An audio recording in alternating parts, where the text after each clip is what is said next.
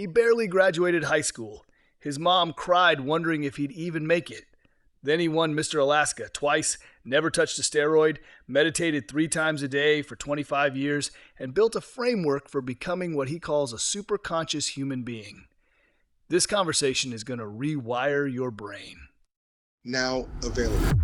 Awakening I Am, Internal Awareness in an AI Age audiobook, and our Victory Builders platform, which integrated system for founders who execute, is open, links in the description.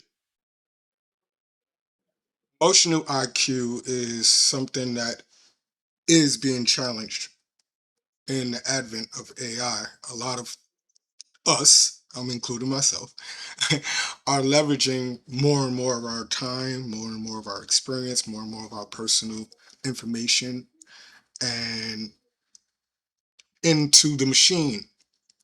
And the machine is kicking out things faster, and but there's something that may be happening if you don't have a system to keep your emotions in check.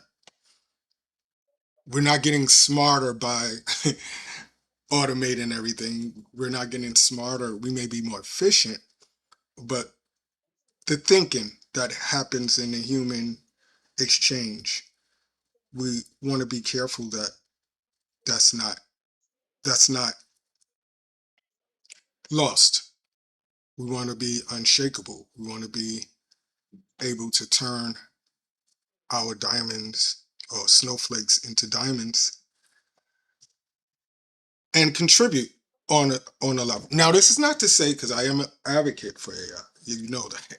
This is not to say that there's no room for machine learning or machine assistant in the workplace, but it is to say that we still need the human touch.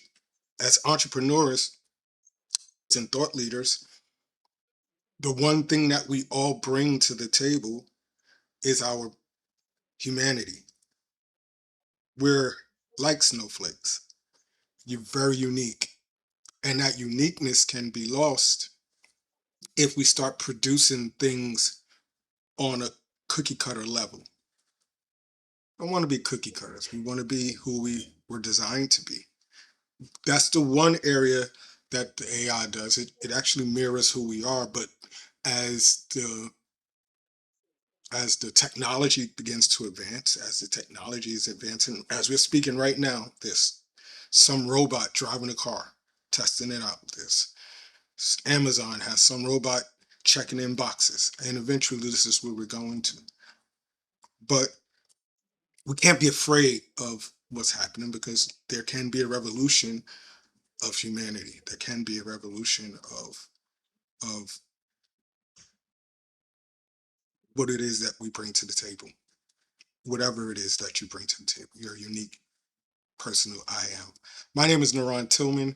This is Walk in Victory, where we sit you at the feet of the masters and have conversations to help you evolve your lives. These conversations can be deep and emotional, but we will make sure that you get at least 1 or 2 things that you can apply to your life today. Today's master is Michael. How are you, sir? Fantastic, NaRon. Thank you for having me. No, thank you so much for coming on. If I use that a metaphor, like turning my snowflakes into diamonds, what does that mean to you personally? Yeah, thank you for asking. I had a child that was a Gen Z child that was a challenge, a tremendous challenge for me to raise. So it caused me to dig into all the parental books and learning about the kids. Like they say, their faces glow. They're the first generation to grow up completely on technology. And so they're super smart, but maybe not super wise. And not saying they don't have the wisdom, but they don't have the years that some people do, but they have a lot of stuff piped into their brain nonstop. And so snowflake is, even though I grew up in Alaska, I'm in Florida now, it could be considered a derogatory term for a person that's soft. Like you said in your intro, snowflakes are beautiful. They're crystalline structures, they're unique. All human beings are beautiful. All human beings are unique. but there's a famous saying, and I put a spin on it. Good times makes weak people, and weak people make bad times, and bad times make strong people, and strong people make good times.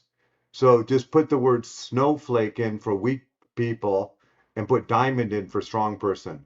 Good times make snowflakes. So we've had it so good in this country for so long. I've had it so good. I've been so privileged that I can't even tell you how privileged I've been in my years on the planet, that I would have to say that I'm a snowflake because I haven't seen a bad day in my life, really. But people that come from third world countries and second world countries, they're tougher. They build up a type of a toughness and a resilience, and they don't lack the expectation. They have greater passion. They want more. And so, depending upon what generation you grow up or what country you grew up, it has a huge effect on your psychology. So, turning snowflakes into diamonds is a metaphor for an alchemist, like Paulo Coelho wrote The Alchemist, and turning lead into gold. Turning lead into gold. And a snowflake is a person that would be more automated, more judgmental, more expecting, and a diamond would be a superconscious human being. A superconscious human being that learns how to be master emotional regulation, understand that they're co-creating their reality, and have the ability to help lead the technological advancement that's going to happen whether you like it or not. And so it's having the ability to be a super conscious human being and this time on the planet and leverage the pressures of the planet that there are plenty of so that they can utilize the pressure. The subtitle of the book is Turning Pressure into Power in the Age of AI.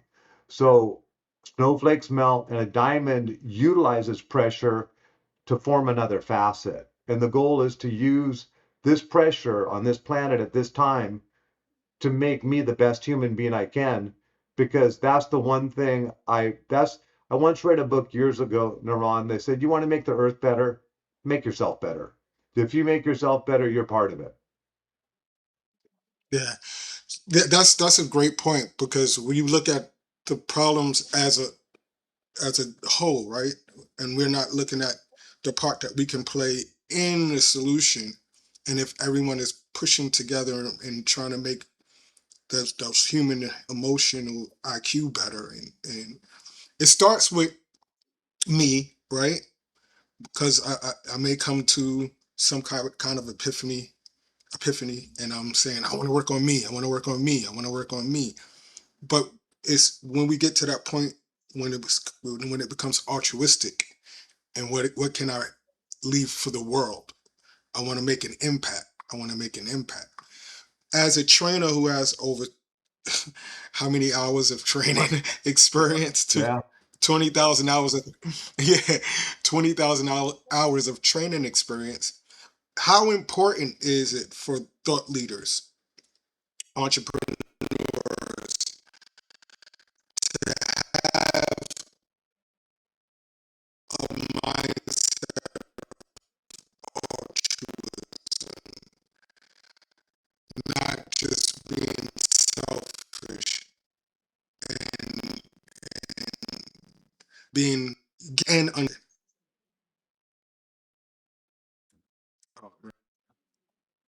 hey, did you hear me? Well, the video, I apologize. The video, Hello? can you hear me now? Yes, yes. So that question, it got garbled. It got garbled. So I was listening, Oh, I'm sorry. but this is what I got. So how important is for thought leaders at this time? And that's kind of where it stopped. And what I would guess you asked is, what kind of impact can they put on the people that they're serving beneath them, thought leaders? Yeah, yeah. The thought leaders and entrepreneurs can being altruistic, being an impact on the staff, being impactful in humanity, just looking at the world as through their eyes and how they can actually make an impact. Yeah, thank you. It was, as a trainer, basically what I'm doing is I'm selling people on themselves. I'm selling them on Mm, themselves. And basically what a salesperson does is you change people's perception. So if I can get people to change their perception of themselves, I've had an influence on them. And I'll say these questions that are hard to answer no to. Is it possible that you're more powerful than you've ever considered yourself to be? Is that possible? So however powerful you think you've considered, you've given yourself permission to think that I could be this powerful. Is it possible that you're more powerful than that? And so when you say that way, most people have to say, yeah, it is possible. And I say, well, give yourself, here's the key words. Give yourself permission to consider that that is in fact true, that you're more powerful than you've ever imagined. And then I have a saying that I teach: how you do anything is how you do everything, which is a pretty regular saying out there in the world. But then I added in two addendums to it. And this addendum is, and everything matters. So in the world of sales, I say, does your breath matter? And they'd say, yeah. Does your hair matter? Yeah. Does your mood matter? Yeah. Do you matter? Yeah, you matter. You matter. And you have to give yourself permission to matter, to matter. And for every human being to know that they make a difference, give yourself permission to understand that you are in fact, not fiction. In my mind, this is pure conviction. You are, in fact, more powerful than you've ever imagined, and that you do matter and you do make a difference, and that you are an exponential being living in a world that we don't even yet understand how powerful we are. And at any given moment on the planet of the earth, your mood is helping the earth or hurting the earth. We could talk about every narration, every story, good, evil, Republican, Democrat, dictator, authoritarian, global warming, AI adoption. You could talk about all of that, or you could simply refine it all down to energy. You have positive energy or negative energy. And if you have negative energy, you're probably villainizing a bunch of different situations. And if you have positive energy, you're contributing to the creation of a new world. And so people that live in abundance have positive energy, and they've learned how to emotionally regulate at such a level that they change the hormones in their body. Their baseline is different than the majority of the people that are in survival. Wow.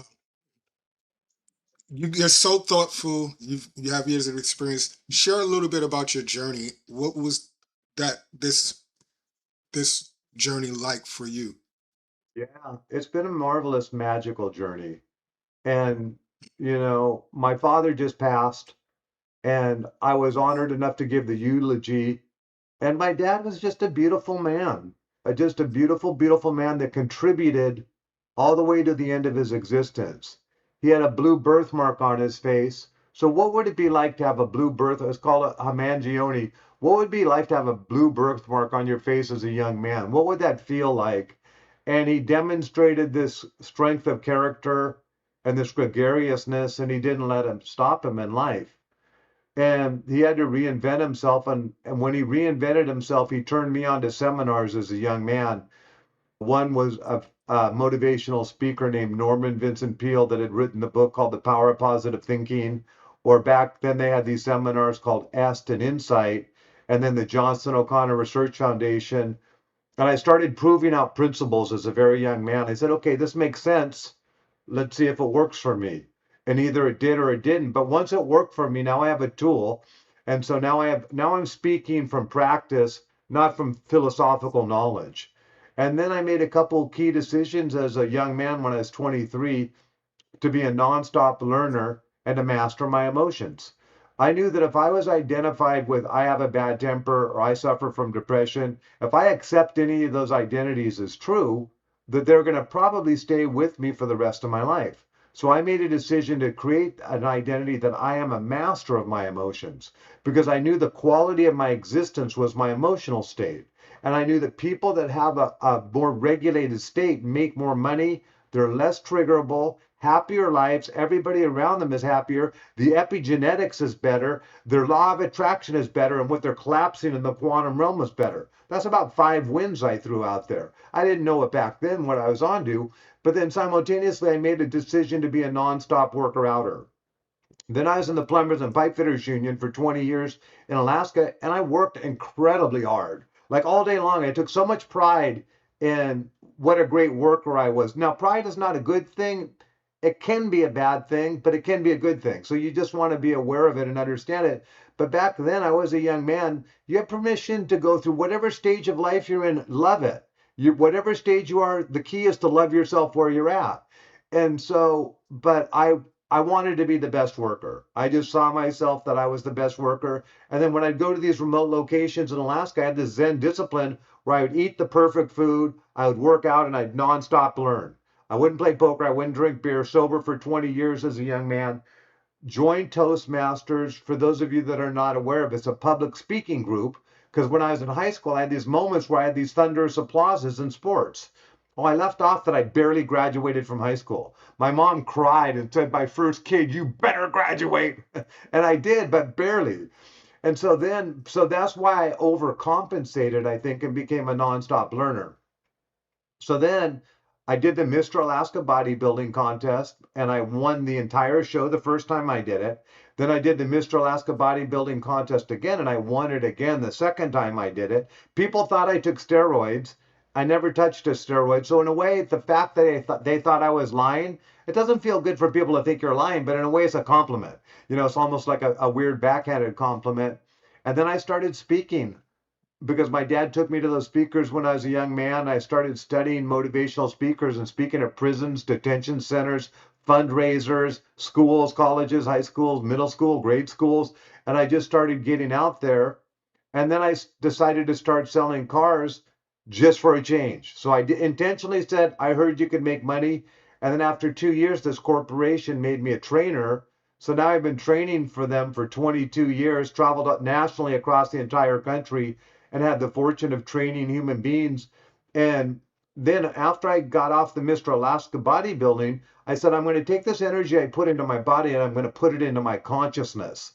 And I started meeting these super conscious human beings. So I've been meditating 3 times a day for 25 years, teaching my brain how to be completely quiet, understanding emotional regulation at a very high level, and just super passionate about loving people and about bringing the message of love. And it's not like the relationship love. It's not like the mom, dad love. Those are beautiful. It's about the energy of love, the energy of love that creates, the energy of love that I believe created the universe. And so when you can open yourself up like Luke in Star Wars, like the Force, and the purer you are, the more the love can flow through. But the more resistance you have, the less the love can go through. So in the book Turning Snowflakes into Diamonds, I talk about the gate valve where you turn the handle and it closes, then the pressure reducing valve. And like a person with a lot of resistance, their valve is closed, so this universal energy doesn't flow through them because they have a lot of resistance. But when you learn to let go of all the emotional baggage, your frequency goes up, your vibe goes up, and every time you let go of one small thing, the valve gets a little more open. One more thing, the valve, pretty soon the universe is flowing through you. And at that moment, you're having epiphanies that are not your own. And when you say them, this is the first time I've ever heard this, and you feel the truth in it, and you start getting in the flow, like that famous book Flow, where you learn to be in the present moment, and then you become love in action. Because most people are not truly conscious. They're in the past or the future, but the one place where they exist, the present moment, is the one place where they're not, because the brain and the ego starts taking over them. So now I've been training people for 25 years, 24 years, 20,000 hours, like we said. And I'm just working on the next, just my job is, like I learned from my sweet dad, purpose. Purpose gives you enthusiasm. Me and my wife were talking about the movie School of Rock. Did you ever see School of Rock? Yeah, And yeah, I say Jack Black's enthusiasm, Jack that Black. enthusiasm, that's the type of enthusiasm I want to have until I drop. You know what I mean? For life. And I want to love all experiences equally. All experiences get equal love. Now that's an amazing thing, and it's an amazing journey. I'm glad that I slipped that question in because you went from bodybuilding, working on the external, to mastering mental. There is a correlation. Can you talk about that? When what you see as a correlation when you were the discipline that you had to have in order to amass the feat that you did not once but twice, and then when you started to work on the meditation and all of those things, that same discipline, doing it 2, 3 times a day, you now bringing it to the mental side. Yeah, of course, I'd be honored to. There's a great word called devotion. Devote. Mm, And I've just I got this from this teacher that I love named Sue Morter. But what happened is discipline. One day I told a class, I said, I took a cold shower this morning. And they said, you did? And I said, do you know why I did it? I said, because my ego didn't want to. And I said, discipline is doing what your ego doesn't want to do. Well, devotion is a form of discipline that has love in it. So when you're devoted to being the best person that you can be, every action is filled with love. And so everybody has successes in your life, and I look at life like life is my teacher. Like there's a saying, when the student's ready, the teacher will appear. Or when the frequency is ready, the frequency will appear. So life is a reflection of your frequency. Now this is like out there for some people, but that's what I'm entertaining that thought. I'm believing in that thought. So life is going to reflect back to me what I am, and my job is to learn from that reflection. So if something bad happens, rather than being a victim, my job is to say, okay, this is a reflection that's here for me to learn from. And I call that the apex optimist. So you want to learn from every single experience because that just makes logical sense in the game of life. And so the saying is, I learned it from the hypnotist 30 years ago, but I memorized it.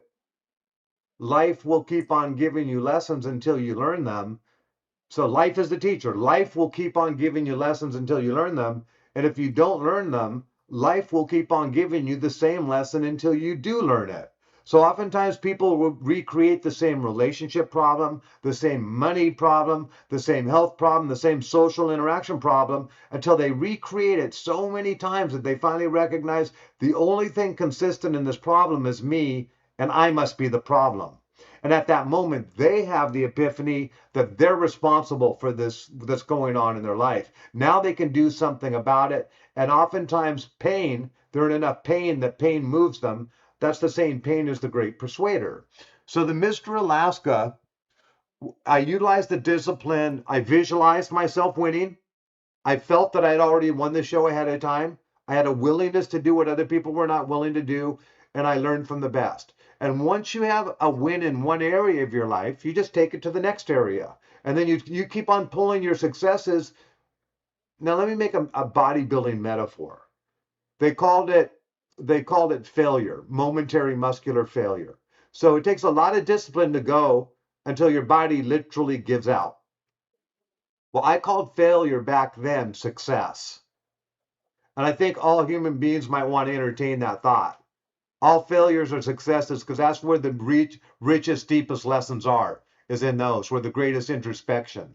And so having the ability to learn from every experience and love every experience of my past equally, otherwise if I have resistance or resenting it. So I took the effort, consciously made a decision. This effort I put into bodybuilding, I'm going to put it instead of the mortal part of me, I'm going to put it into the eternal part of me, my soul. And I'm going to see how conscious can I become in this biological machinery that my soul is co-occupying with. well, and it's important because this is the part of us, that non-material branding. This the stuff that people can't see, but it's the energy that people can feel when they speak with you, whether it's on a Zoom call or a script, or you're in the room for 1,000 people. We exude a certain type of energy, which leads to a certain level of creativity. And when I'm working with people to do mindful stuff, I like to help them to tap back into their imagination so that we can learn like kids to be imagining again, to live again, to love again. And I really appreciate this conversation and everything that you do. All right, so now you're podcasting, you're going out spreading the word. What is the message that we're spreading? Thank you for asking that one too. I have a lot of messages in me, but simplistically, the message is love. Simplistically. Mm, And so the message is to learn to love the unknown, because most people are afraid of the unknown. And so when you learn to love the unknown, you're bringing that energy. When everything is the same, we can call that a stasis. But when everything's an upheaval, you can call that chaos. So when you're in a stasis, everything is kind of the same. Everybody's used to the same thing, status quo. Everybody gets accustomed. There can be disenchantment because everything's familiar. Everybody wants certainty and safety. But when things are chaos, there's more mathematical probability for imagination or creation. So when you bring love into the unknown, as opposed to fear or anger or disdain or villainizing into the unknown, that's a creative fertile soil. That's like taking the soil and hoeing it and aerating it and fertilizing it. Chaos is fertile soil for creation. And so at the time of disruption, because you can villainize AI, I did a article recently. There's something called Feed Me World, Feed Me What's Going On with AI. And said the biggest problem, and AI has taken a lot of jobs away, okay? But the bigger problem is that the human beings that are embracing AI are distancing the ones that are not. And a lot of people are demonizing AI because how they were programmed, because they want safety and certainty, and they've seen every movie demonize or villainize it. And so we're so programmed with villainizing it, but it's not going to stop. You're not going to stop China from creating it. You're not going to stop Russia from creating it. You're not going to stop Elon Musk from creating it. You're not going to stop Jeff Bezos from creating it. You're not going to stop, Facebook guy just bought Manus. You're not going to stop Anthropic. You're not going to stop chat. And so what's happening is popping up all over the planet because everybody wants to harness that power. And so if you don't know how to use it, you're going to be left behind. And if you're scared of it, now you have a negative vibe. If you're angry at it, now you have a negative vibe. And so it's learning to put consciousness, mix that love, that consciousness in with it so that we can have a symbiotic relationship that's mutually beneficial. I was talking to a guy that was on a climate podcast. It could be AI that saves us in a lot of different ways. It very easily could be. And I was telling some people, like I was shooting these clips on YouTube and stuff, the thing that may take your job is the thing that's going to keep your job. You know what I mean? Is the thing that's going to keep your job. And so it's having the ability to be adaptable. Like when you said imagination, I use imagination a lot, the word a lot. It's such a powerful word. Einstein saying imagination is more powerful than knowledge. And what's going to happen is we can open up our imagination. We no longer are going to have to do the mundane. Now, the ego's going to say it likes the mundane. The ego is going to romance the mundane because the ego doesn't like change. But it's going to open us up for pure creative ability. We're going to be, I'm creating now. And when you create, you feel alive. When you create, I mean, creating is a great feeling. And so for me, my message is to help these people that are afraid to lose their job, how to keep your job longer. And my message is to help them become a diamond, a more conscious human being, so that they can adapt to what most human beings are not aware is coming our way. There you have it, everybody. We told you we only set you at the feet of the best. This has been a great conversation with Michael. Listen, we don't ask you for Cash Apps, Venmos, or Apple Pays, or any of those things. We lead with value, we lead with love, right? But we do ask that you get into the orbit of our guests. All of Michael's information is in the description down below. Follow him on social media. Get in this energy loop. Go get the book and do everything that you can do to help bring yourself to a better level of consciousness. And also, we ask that you hit like, share, and subscribe. Your likes, your shares, your subscriptions help this conversation get into the ears of the people that need to hear them. If you're listening on Apple or Google and you can leave a review, please do so. Those reviews go a long, long way. We have our Victory Builders platform that is out. We've taken the time, some years, to put together this platform for those who are looking to build your website or your funnels on the Victory Builders. You can build. We can do funnel building, website building, design work. Everything is there, all for one price, so monthly you don't have to pay for your CRMs, you don't have to pay for your emails and all of these things. We wanted to make this an inclusive platform and give it to the people. Awakening I Am is out. Yours truly, the book is here, and it's talking about some of these things that we talked about. Not being afraid of AI. When you read this book, you'll learn how to prompt, not just on your agent, but you'll learn how to prompt your mind. Enjoy the rest of your day. Peace. Thank you so much.